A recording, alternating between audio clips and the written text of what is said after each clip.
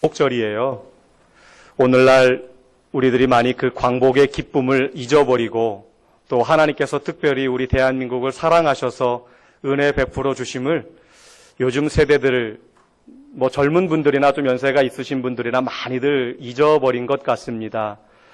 하나님께서 이 민족이 어려움 속에 있을 때 우리들의 기도를 들으시고 하나님께서 은혜 베풀어 주셔서 이만큼 성장해 올 수 있었습니다.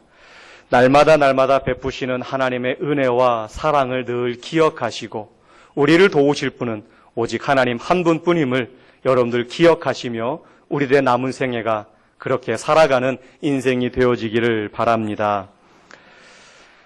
많은 사람들이 인생의 역전을 꿈꾸면서 로또라고 하는 것을 삽니다. 앞에 보이는 번호와 좀 친근하신가요?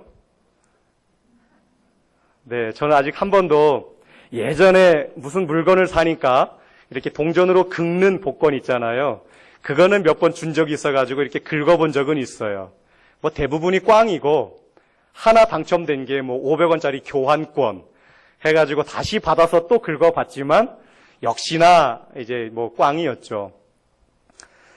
앞에 보이는 저 숫자는 1, 7, 22, 33, 37, 40은 8월 6일 날 발표된 로또 1등 당첨 번호입니다. 혹시 저 번호가 새롭게 다가오시는 분들은 빨리 집에 가셔서 확인해 보시고, 네. 또 좋은 일이 있으시면 또 저와도 함께 나눠주시길 바랍니다. 저마다 많은 사람들이 인생의 역전을 꿈꾸면서 저 로또라고 하는 것을 삽니다. 또 많은 사람들이 저 로또에 당첨이 되었고요. 그래서 몇십억의 돈을 손에 줍니다. 그런데 과연 그들이 인생 역전의 삶을 잘 살고 있느냐? 결과는 그렇지 못한 것 같아요. 로또 1등에 당첨된 사람들의 그 이후의 삶을 추적해보고 조사해보니까 대부분의 사람들이 몰락의 길을 걸어가고 있더랍니다. 오히려 로또에 당첨되기 그 이전보다 더 비참한 그러한 삶을 살아가고 가정은 깨어지고 형제들과 등 돌리고 이혼하고 정말 피폐한 그런 삶을 살아가더라는 것입니다. 과연 진정한 인생 역전은 무엇일까? 정말 진정한 인생의 성공의 삶을 살아가는 무엇일까? 오늘 말씀에서 우리가 깨닫는 바가 분명히 있습니다. 사무엘하 3장 1절에 이렇게 기록합니다. 사울의 집과 다윗의 집 사이에 전쟁이 오래매 다윗의 집은 점점 강하여 가고 사울의 집은 점점 약하여 가니라. 다윗의 집은 점점점 강하여져서 상승 곡선을 그리고 있는데 사울의 집은 한 번 내리막길을 걷기 시작을 하니까 걷잡을 수 없이 내리막으로 치달았다라는 것입니다. 마치 브레이크가 없이 차가 내리막을 내려가는 것처럼. 우리가 말씀을 통하여 알고 있듯이 사울은 전쟁터에서 죽음을 당하게 되는데요. 결국 스스로 목숨을 끊게 되어지지요. 그리고 그의 아들들도 전쟁터에서 죽임을 당합니다. 사울의 모든 집안들이 다 몰살을 당하죠. 한 사람이 살아남았는데 장애를 가진 사람 하나가 살아남게 됩니다. 자, 여러분들과 여러분들의 집안은 어떻습니까? 상승곡선의 인생을 살고 계십니까? 아니면 내리막의 인생을 살고 계십니까? 또 그 속에서 여러분들은 어떠한 영향력을 또한 감당하고 계십니까? 어떠한 역할을 하고 계십니까? 여호수아서 6장과 7장 말씀에 보게 되면 두 집안의 이야기가 나옵니다. 먼저 여호수아서 6장에는 라합과 그의 집안 이야기가 나와요. 그리고 여호수아 7장에는 아간과 그 아간의 집안 이야기가 나옵니다. 너무너무나 대조적으로 나와요. 아주 완전한 반대의 모습을 보여줍니다. 여호수아 6장에 보게 되면 여호수아 6장 23절과 25절에 여리고성을 점령해 들어간 이스라엘 백성들, 특별히 여리고 땅을 정탐한 2명의 정탐꾼들이 라합의 집에 들어가서 그 집안에 있는 모든 사람들과 모든 물건들을 다 이끌어냅니다. 그리고 살렸다라고 말씀합니다. 그리고 오늘까지 그들은 기억되어지고 있다라고 말씀은 전하고 있지요. 또 여호수아 7장 24절과 25절에 보게 되면 아간과 그의 가족들을 또한 모두 다 이끌어냅니다. 그런데 그들은 이끌어내서 다 돌로 쳐 죽임을 당합니다. 함께 이끌어낸 재산과 모든 짐승들은 다 불태움을 당합니다. 순식간에 벌어진 일이었어요. 라합과 그의 집안은 여리고성 사건을 기점으로 해서 상승곡선의 삶을 살아갑니다. 정말 인생 역전의 삶을, 좋은 역전의 삶을 살아가게 되지요. 그런데 아간과 그의 가족은요, 여리고성을 기점으로 걷잡을 수 없는 내리막길을 가게 됩니다. 순식간에 흔적도 없이 사라져버리게 됩니다. 이스라엘 역사에서 더 이상 아간과 그의 이름은 존재하지 않게 되어집니다. 자, 왜 이런 일들이 벌어지게 되었을까요? 왜 이런 일이 벌어지게 되었을까? 성경은 아간을 이렇게 소개합니다. 아간을 소개하는데 그는 유다 지파 사람이었습니다. 이스라엘에 12지파가 있었잖아요. 12지파가 있었는데 그 중에서 유다 지파는 메시아 탄생이 예고되어 있었던 지파예요. 특별한 족속이죠. 예수님께서 유다 지파를 통해서 이 땅에 오셨잖아요.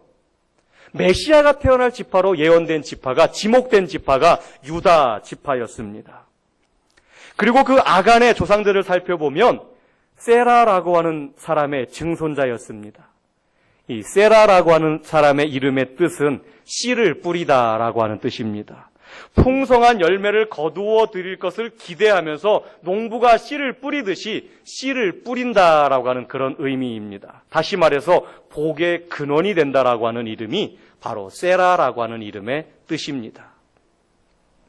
그리고 그는 삽디의 손자였습니다. 삽디라는 이름의 뜻은 뭐냐? 선물. 선물은 좋은 것이지 않습니까? 나도 누군가로부터 선물을 받으면 기쁘지 않습니까? 누군가에게 선물을 주면 또한 기쁩니다. 기쁨의 선물이라는 뜻이 삽디라고 하는 이름의 뜻입니다. 그리고 갈미의 아들이라고 아간을 소개하고 있는데 갈미라는 이름의 뜻은 열매라고 하는 이름의 뜻입니다. 열매도 그냥 열매가 아니라 포도 열매를 말합니다. 포도 열매가 한 송이에 딱 하나 열리는 게 아니라 한 송이에 주렁주렁 많은 열매가 매달리잖아요. 그것처럼 갈미라고 하는 이름의 뜻은 주렁주렁 맺히다, 그런 뜻을 가지고 있습니다. 성경에서 어떤 누구 한 사람을 소개할 때 이렇게 조상을 들어서 설명한 경우가 많지 않습니다. 누구의 손자요, 누구의 손자요, 그렇게 설명한 적이 많지가 않아요. 누구의 아들이요, 누구의 아들이요, 그것을 해서 설명한 데가 한 군데가 있는데 바로 예수님이죠. 마태복음 1장에 보게 되면 다윗과 아브라함과 다윗의 자손 예수 그리스도의 세계라라고 시작을 하면서 예수님의 족보가 나오게 됩니다. 누구를 낳고 누구를 낳고 누구를 낳고, 그래서 예수님께서 태어나셨죠. 예수님을 설명하는데 28대조 할아버지까지 올라가서 설명을 합니다. 누가복음에서는 아담까지도 올라가지요. 그러고 나서 두 번째로 길게 조상을 들어서 설명하는 사람이 바로 이 아간이라고 하는 사람이에요. 누구의 증손자요, 누구의 손자요, 누구의 아들이요.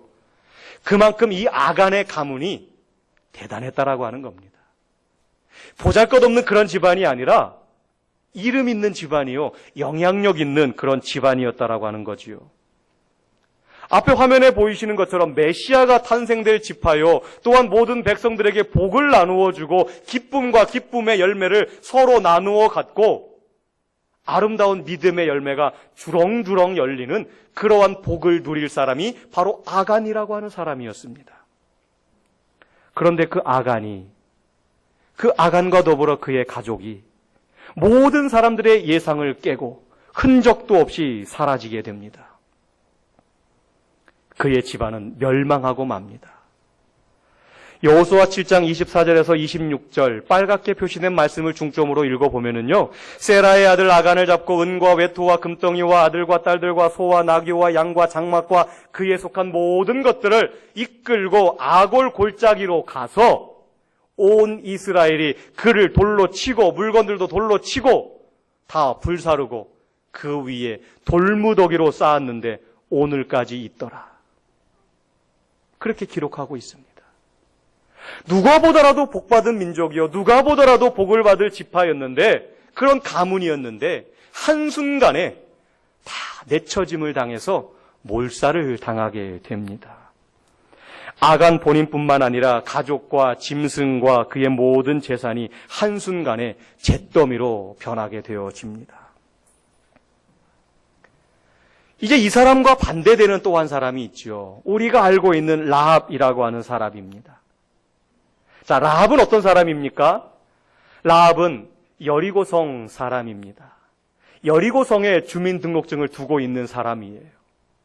여리고성은 하나님께서 이스라엘 백성들에게 주신 땅이잖아요. 주신 성이잖아요. 완전히 무너질 성.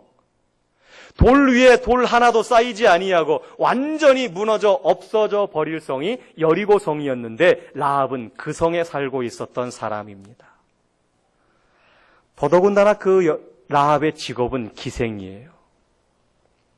전에도 제가 말씀을 전하면서 말씀을 드렸지만 기생이라고 하는 것은 단순히 술집에서 그냥 술만 파는 그런 것이 아니라 몸을 파는 그런 여인이었다라고 하는 것입니다. 어떤 학자들은 그냥 여관집 주인이지 않았을까라고 말하는 사람들도 있지만 성경은 분명히 기생이라고 우리들에게 언급해 주고 있습니다. 또한 그 라합은 집안도 출신 배경도 자랑할 만한 것이 하나도 없는 그런 사람이었습니다. 정말 초라한 여인이었습니다. 여리고성이 무너질 때 함께 무너질 수밖에 없는 조건들을 가진 사람이었죠. 아간이라고 하는 사람과 비교해 보면 너무나 많은 차이가 나는 그런 사람입니다. 오늘날로 이야기하면 금수저, 흙수저 그렇게 되겠지요. 아간은 금수저요, 라합은 흙수저 중에 정말 바람만 불어도 무너질 그런 흙수저와 같은 집안 사람이었습니다. 그런데 과연 이 라합이 여리고성이 무너질 때 함께 멸망당하였을까요? 라합이 정말 여리고성이 무너질 때 함께 멸망을 당하였습니까? 그렇지 않습니다. 여호수아서 6장 22절과 25절에 보게 되면 그 기생의 집에 들어가서 너희가 그 여인에게 맹세한 대로 그와 그에게 속한 모든 것을 이끌어내라. 기생 라합과 그의 아버지의 가족과 그에게 속한 모든 것을 살렸다라고 성경 말씀은 기록하고 있습니다. 분명히 멸망받을 사람이고 그럴 조건밖에 없었는데 이 라합과 그의 가족은 살았다라고 하는 것입니다. 여기서 그치지 않습니다. 이 라합의 집안에 임한 하나님의 축복은 여기서 그치지 않습니다. 마태복음 1장 5절과 6절에 보게 되면 살몬은 라합에게서 보아스를 낳고 보아스는 룻에게서 오벳을 낳고 오벳은 이새를 낳고 이새는 다윗 왕을 낳으니라. 이스라엘 민족의 위대한 왕 다윗, 또한 그보다 더 위대하신 온 인류의 구원자 예수 그리스도가 태어나는 그 족보 가운데 라합이라고 하는 이름이 당당히 한 자리를 차지하게 되었다라는 것입니다. 할렐루야! 누가 보더라도 멸망받을 사람이었는데 하나님께서 라합을 이렇게 사용하셨습니다. 라합은 축복의 통로가 됩니다. 기생이면서 이방인이었던 그녀가 유다 지파에 속하게 되었고 다윗 왕의 고조 할머니가 되었고 유다 지파 아간이 누려야 할 모든 축복을 보잘것없는 한 이방 여인 라합이 누리게 되었다라고 하는 사실이죠. 아주 순식간이었습니다. 정말 한 번이었습니다. 단 한 번에 그 라합의 붙잡음으로 인하여 그의 인생이 완전히 바뀌어졌습니다. 갈라디아서 3장 3절에 나오는 말씀을 근거로 아간과 라합의 삶을 표현하면 이렇습니다. 아간은 성령의 사람으로 시작하였다가 육체의 사람으로 생을 마감합니다. 라합은 육체의 사람으로 시작하였다가 성령의 사람으로 그의 삶을 꾸준히 이어간 사람이 바로 라합이라고 하는 사람이었습니다. 자, 무엇이 이들을 이렇게 갈라놓았을까요? 자, 무엇이 이들을 이렇게 완전 반대되는 삶으로 인도하였을까요? 여러분들 저마다 핸드폰들 가지고 계시죠? 아마 이 자리에 계신 분들 중에 정말 어린아이들 제외하고는 다들 핸드폰들을 가지고 계실 겁니다. 이런 날이 올 거라고는 꿈에도 생각 못했지요. 전화기를 들고 다니면서 통화한다라고 하는 것은 정말 상상도 못할 일이었습니다. 그런데 그것이 현실이 되어서 모든 사람들이 저마다 개인 전화기를 들고 다닙니다. 한 회사를 소개시켜 드리는데요. 이 회사는 한때 14년 동안 전 세계 휴대폰 시장의 40%를 점유했던 회사였습니다. 무려 14년간 세계 1등의 자리를 놓치지 않았던 회사였습니다. 바로 핀란드의 노키아라고 하는 회사입니다. 아세요? 잘 모르시겠죠? 사람들 기억 속에서조차 사라져버린 회사입니다. 그런데 저 회사가요, 14년 동안 2012년 그 이전까지 초반 핸드폰 업계, 휴대폰 업계를 주름잡았던 회사입니다. 세계 시장의 40%가 저 노키아 제품이었습니다. 그랬던 그 회사가 2012년도에 삼성에게 세계 1위 자리를 내어줍니다. 그러다가 2013년도에는 세계 시장 점유율이 5%대로 뚝 떨어지게 됩니다. 40%에서 5%로. 그러다가 2014년 4월 달에는 경영난을 이기지 못하고 마이크로소프트사의 노키아 핸드폰 회사가 넘어가게 됩니다. 그리고 그해 8월 달에는 노키아 본사마저도 마이크로소프트사에 완전히 넘어가면서 노키아라고 하는 회사는 몰락하게 되어지죠. 그래서 사람들에게 있어서 노키아라고 하는 그 이름은 몰락의 대명사로 그렇게 불려지게 되었습니다. 사람들이 연구했어요. 도대체 이 잘 나가던 이 회사가 어떻게 한순간에 이렇게 무너질 수 있느냐. 도대체 무슨 문제가 있어서 이 회사가 이렇게 망하게 되었을까. 조사를 해봤더니 여러 가지 원인이 나왔는데 눈가림식의 사고방식, 집단사고, 구상과 실행의 분리, 하드데이터, 구조의 경직성.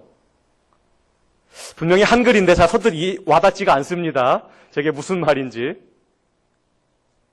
저 연구 결과를 놓고요, 우리나라 한양대학교 국제학부 교수인 류주환 교수가 새롭게 논문을 발표하면서 연구했는데요. 그는 이렇게 결론을 내렸습니다. 노키아라고 하는 회사가 망하게 된 여러 가지 원인이 있지만 그 중에 하나는 주 원인은 눈가림이다. 속임수였다.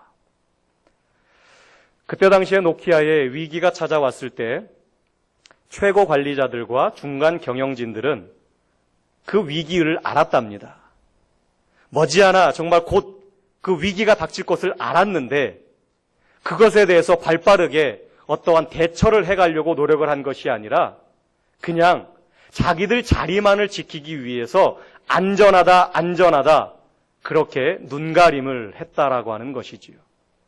분명히 위기의식을 느꼈고 여러 가지 징후가 나타났음에도 불구하고 설마 혹여나 여기에서 어떤 구조조정을 해서 변화의 바람을 일으키면 자기들의 위치가, 자기 자리가 없어질까봐, 자기가 지금 누리고 있는 것을 잃어버릴까봐 그것을 지키기 위해서 눈가림을 했다라는 것입니다. 그것이 노키아라고 하는 회사의 완전한 몰락을 가지고 왔다라고 저 류주환 교수는 지적하고 있습니다. 오늘 본문에 나오는 아간이라고 하는 사람, 우리가 그 사람을 조금 더 주의 깊게 들여다보면 그 아간이라고 하는 사람도 눈속임 때문에 몰락하고 말았습니다. 저주의 대명사가 되고 말았어요.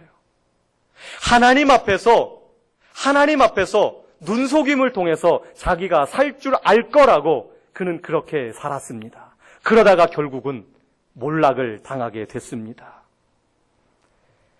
여리고성 전투가 있었습니다. 하나님께서 여리고성 전투에서 모든 물건들은 다 불태우고 그 중에서 이것은 어느 것들은 하나님께 바치라라고 분명히 말씀하셨죠. 그런데 거기에서 아간은 시날산 외투 한 벌, 은 200세겔, 금덩어리, 은덩어리를 몰래 훔쳤습니다. 그리고 그것을 완벽하게 감출 수 있을 거라고 생각을 하고 그것을 실행에 옮겼지요. 모든 백성들이 여리고성 전투에 전념하고 있을 때였습니다. 하나님께서 모든 백성들을 이끌어내고 다 끌어내서 불태우고 일부분은 하나님의 전에 바치라라고 해서 모든 백성들이 그것에 전심전력하고 있을 때 아간은 혼자 딴 생각하고 혼자 딴 일을 꾸미고 있었습니다. 아무도 눈치채지 못했지요. 상황은 그렇게 끝나는 것처럼 보였습니다. 아간은 속으로 생각했겠지요. 됐다. 이제 아무도 모르고 내가 이 많은 것들을 내가 챙겨 놓았으니까 이제 나는 부자야. 아무도 몰라. 잘 됐다. 그렇게 생각했을 것입니다. 그런데 문제는 그 다음에 벌어지거나 맙니다. 여리고성을 점령하고 나서 그 다음에 아이성을 점령하러 가잖아요. 아이성은 지난주에 말씀을 나눈 것처럼 너무너무나 작은 성입니다. 여리고성과는 비교도 안 될 성이었습니다. 그래서 정탐꾼들의 보고도 있었고 또 여호수아와 그의 참모들이 결론을 내린 끝에 다 올라가지 말고 3,000명 정도만 올라가서 전쟁을 치르자. 그래도 너끈히 당연히 이길 거라고 생각을 했습니다. 그런데요, 결과는 참패였습니다. 대패였습니다. 당연히 이길 거라고 생각을 했는데 완전히 지고 말았습니다. 지난주에 말씀을 나누면서 그 전쟁을 질 수밖에 없었던 여러 가지 원인들을 함께 말씀을 나누었습니다. 물론 그것도 원인이 맞습니다. 그런데 오늘 본문에서 하나님께서 여호수아에게 알려주시는 아이성 전투의 직접적인 패배의 원인은 무엇이냐? 바로 여호수아 7장 10절과 11절에 있는 말씀입니다. 우리가 11절 말씀을 같이 읽겠습니다. 시작. 이스라엘이 범죄하여 내가 그들에게 명령한 나의 언약을 어겼으며 또한 그들이 온전히 바친 물건을 가져가고 도둑질하며 속이고 그것을 그들의 물건들 가운데 두었느니라. 아멘. 아이성 전투에서 패배하고 나니까 여호수아가 하나님 앞에 엎드렸습니다. 하나님 무슨 뜻입니까? 왜 이렇습니까? 그러자 하나님께서 여호수아에게 패배의 원인을 말씀해 주시는데 바로 이 말씀입니다. 이스라엘 백성 중에 분명히 모든 것을 다 하나님께 드리라고 했는데 그 중에 일부를 도적질을 해서 자기 주머니에 넣은 사람이 있다. 여호수아가 깜짝 놀랐겠지요.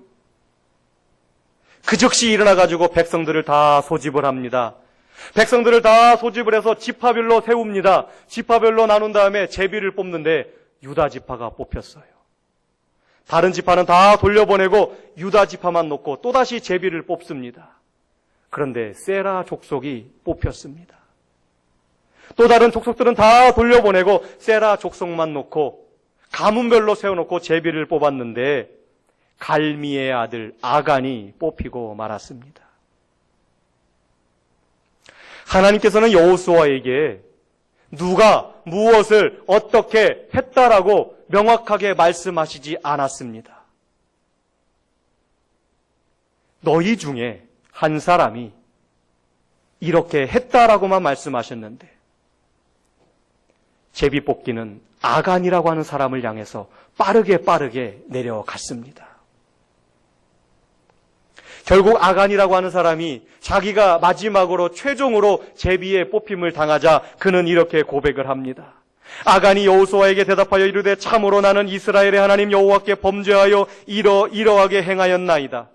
내가 노력한 물건 중에 시날산의 아름다운 외투 한 벌과 은 200세겔과 그 무게가 50세겔 되는 금덩이 하나를 보고 탐내어 가졌나이다. 보소서 이제 그 물건들을 내 장막 가운데 땅속에 감추었는데 은은 그 밑에 있나이다 라고 자백하게 됩니다. 더 이상 아간도 도망갈 길이 없었던 거지요. 하나님께서도 모를 거라고 생각했는데 하나님은 알고 계셨고 결국 아간 스스로 자백하게 됩니다. 결국 그는 자기가 감추었던 모든 것을 다 토해내고 자신뿐만 아니라 그의 사랑하는 가족까지 죽임을 당하는 끔찍한 그런 결말을 맞이하게 됩니다. 하나님을 속일 수 있을 것이라는 생각이 눈가림이 이런 비극을 초래하게 되었습니다. 여러분들 오늘 교회까지 오시면서 몇 번의 CCTV를 만나고 오셨습니까? 아마 제천 지역에도 상당히 많은 CCTV가 곳곳에 설치되어 있을 것입니다. 우리가 인식하든 인식하지 못하든 너무너무나 많은 곳에서 우리들을 찍고 있어요. 특히 아파트에 사시는 분들은 엘리베이터를 타면서 한 번 찍힙니다. 현관문을 나오면서 한 번 또 찍혀요. 아파트 정문을 나오면서 또 찍힙니다. 그러다가 운전해가지고 오면서도 몇 번을 찍히죠.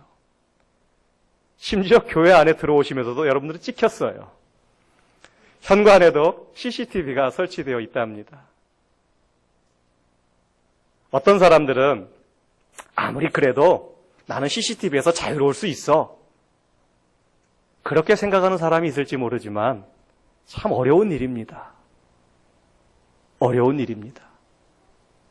하물며 하나님의 눈, 하나님의 CCTV에서 숨을 수 있는 사람이 있을까요? 그건 불가능한 일입니다. 그건 도저히 불가능한 일입니다.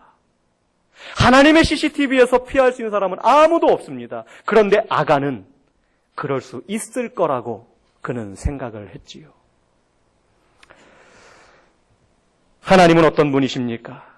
하나님은 내가 앉고 일어섬을 아시고 나의 생각을 밝히 아시는 분이십니다. 나의 모든 행위를 익히 아시는 분이십니다. 너와 여호와는 우리의 중심을 보시는 하나님이십니다. 마태복음 10장 26절과 히브리서 4장 13절에 지으신 것이 하나도 그의 앞에 나타나지 않음이 없고 우리의 결산을 받으실 이의 눈앞에 만물이 벌거벗은 것 같이 드러나느니라 말씀하고 있습니다. 사탄은 오늘도 우리를 속입니다.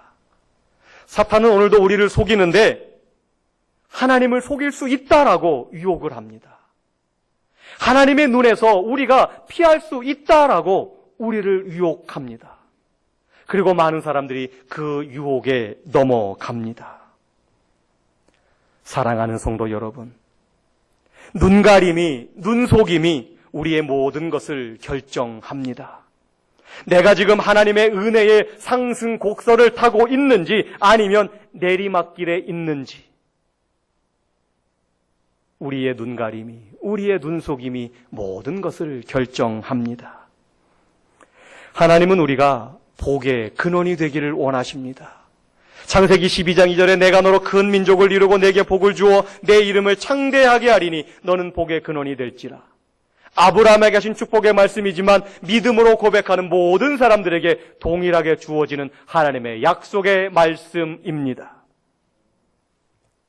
눈가림만 하여 사람을 기쁘게 하는 것처럼 하지 말고 그리스도의 종들처럼 마음으로 하나님의 뜻을 행하라고 에베소서 6장 6절에 분명히 말씀하고 있습니다.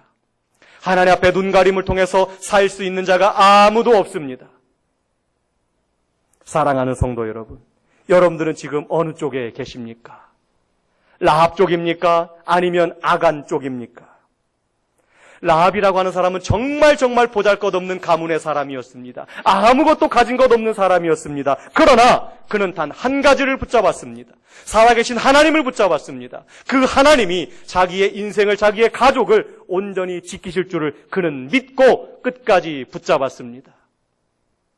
정탐꾼들과 약속한 창문을 통해 내린 그 붉은 줄을 그는 끝까지 붙잡고 있었고 하나님께서는 그의 믿음을 보시고 그를 오늘날까지 그의 이름을 기억해 주십니다. 라합뿐만 아니라 그의 가족도 구원받아서 오늘날까지 그의 이름은 위대한 이름으로 예수님 족보에 당당하게 한 자리를 차지하는 그러한 이름이 되었습니다. 이런 축복의 통로가 우리에게도 임할 수 있습니다. 사랑하는 성도 여러분, 다윗처럼 내가 여호와를 항상 내 앞에 모시며 우리 앞에 항상 하나님이 계십니다. 우리는 하나님 앞에서 숨을 수가 없습니다. 하나님은 우리의 모든 것을 아십니다. 우리가 코람데오 하나님 앞에서라고 하는 이 신앙의 믿음을 가지고 살아갈 때 우리는 오늘도 하나님의 은혜 안에 거하는 백성이 될 수 있습니다. 라합에게 임했던 그 놀라운 은혜와 축복이 하나님 앞에서 살아가는 우리들에게 오늘도 동일하게 주어지게 됩니다. 사랑하는 성도 여러분, 여러분들은 어떤 인생을 살고 계십니까? 어떤 인생을 살기를 원하십니까? 저와 여러분들 모두가 우리를 구원하신 예수 그리스도를 붙잡고 하나님 한 분만을 바라보며 인생의 상승곡선, 하나님의 축복 속에 거하는 아름다운 삶을 살아가시기를 주님의 이름으로 축원합니다. 기도하십니다. 참 좋으신 아버지 하나님 감사합니다.